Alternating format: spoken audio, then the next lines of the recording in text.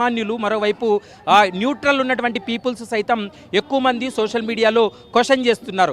అదే విషయాన్ని మనం వీకెండ్ కామెంట్లో కూడా ప్రజలు ఏమనుకుంటున్నారనేటువంటి అభిప్రాయాన్ని వీకెండ్ కామెంట్లో సార్ తన అభిప్రాయాన్ని వ్యక్తం చేసినటువంటి సందర్భం ఉంది. దాన్ని పట్టుకొని అంటే ఆ వీకెండ్ కామెంట్ను ఆధారంగా చేసుకొని టాపిక్ను డైవర్ట్ చేస్తూ ఈరోజు హైదరాబాద్లో ఉన్నటువంటి ఏబిఎన్ ఆంధ్రజ్యోతి సంస్థలపైన దాడులకు వైసీపీ ప్రయత్నం చేస్తుందనేది స్పష్టంగా అర్థమవుతుంది. ఇప్పటికే తెలంగాణ రాష్ట్ర ప్రభుత్వం కూడా దీనిపైన పూర్తి స్థాయిలో అంటే వీళ్ళు చేసేటువంటి దౌర్జన్యాలు కావచ్చు, ఆఫీస్ వద్ద జరుగుతున్నటువంటి ఈ యొక్క నిరసన పేరుతోటి దౌర్జన్యం ఏదైతే చేస్తున్నారో వాటికి సంబంధించి కూడా పోలీసులు కూడా పూర్తి స్థాయిలో నిఘా పెట్టడం జరిగింది. మరోవైపు పోలీసులు కూడా ఆఫీస్ వద్ద పూర్తి స్థాయిలో బందోబస్తు ఏర్పాటు చేసినటువంటి పరిస్థితి ఉంది. కేవలం అంటే ఒక అంశాన్ని మహిళలపైన దారుణ వ్యాఖ్యలు, వికృత కథనాలు అంటూ కూడా ఒక అంశాన్ని దాన్ని అంటే అక్కడ ప్రసారం చేసినటువంటి అంశం ఒకటైతే మరొక విధంగా దాన్ని డైవర్ట్ చేస్తూ వాళ్ళు ఇక్కడ దౌర్జన్యానికి పాల్పడుతున్నటువంటి సంఘటనను మనం చూస్తున్నాం. ఇప్పటికే ఏపీలో కూడా అన్ని ప్రాంతాల్లో వైసీపీ ఈ డైవర్ట్ పాలిటిక్స్ను చేస్తుందనేది మనకు స్పష్టంగా అర్థమవుతుంది. ఏపీలో కూడా చాలా ప్రాంతాల్లో ఏబిఎన్ ఆంధ్రజ్యోతికి సంబంధించినటువంటి కార్యాలయాలు కావచ్చు, ఆంధ్రజ్యోతికి సంబంధించినటువంటి కార్యాలయాల వద్ద నిరసన తెలియజేస్తామనేటువంటి అంశాన్ని వాళ్ళు పిలుపునిచ్చినటువంటి నేపథ్యంలో ముందస్తుగానే పక్కా ప్రణాళికలతో రాత్రికి రాత్రే వారికి సంబంధించినటువంటి కార్యకర్తలను హైదరాబాద్కి రప్పించి ఇక్కడ నిరసన పేరుతోటి దౌర్జన్యానికి పాల్పడుతున్నటువంటి పరిస్థితులు కూడా మనం చూస్తున్నాం. ఇప్పటికే మాజీ మంత్రులుగా ఉన్నటువంటి అంబటి రాంబాబుతో సహా మాజీ ఎంపీగా ఉన్నటువంటి మార్గాని భరత్ కూడా ఇక్కడికి చేరుకున్నటువంటి పరిస్థితి కూడా మనం చూస్తున్నాం.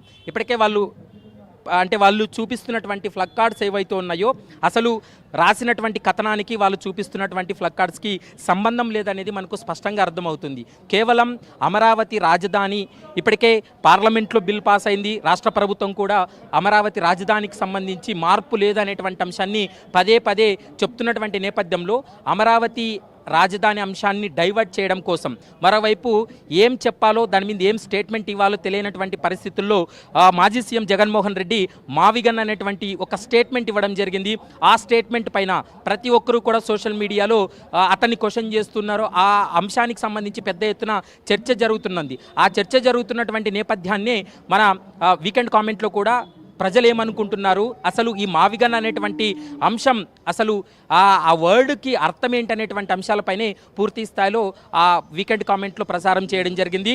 వీకెండ్ కామెంట్కు ప్రజాదరణ వచ్చింది. వీకెండ్ కామెంట్లో చెప్పినటువంటి అంశాలన్నీ కూడా ప్రతి ఒక్కరూ కూడా హర్షించదగినటువంటి అంశాలే అంటూ కూడా పెద్ద ఎత్తున సోషల్ మీడియాలో కావచ్చు, బయట పబ్లిక్ కూడా ఉన్నట్లు చెప్పినటువంటి వాస్తవమైనటువంటి కథ అంటూ కూడా చర్చ జరుగుతున్నటువంటి నేపథ్యంలో ఇప్పుడు వైసీపీకి సంబంధించినటువంటి మూకులు ఆంధ్రజ్యోతి కార్యాలయాలపైన దాడి చేసేటువంటి ప్రయత్నం చేస్తున్నారు.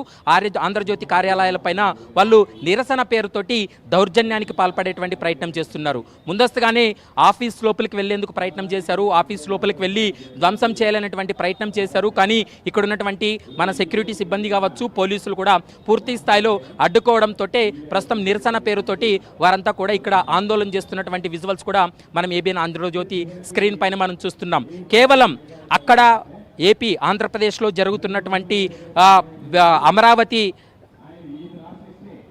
అమరావతి రాజధాని వ్యవహారం ఏదైతే ఉందో దాన్ని టాపిక్ను డైవర్ట్ చేయడం, మరోవైపు అమరావతి రాజధాని రాజ్యసభ లోక్సభలో కూడా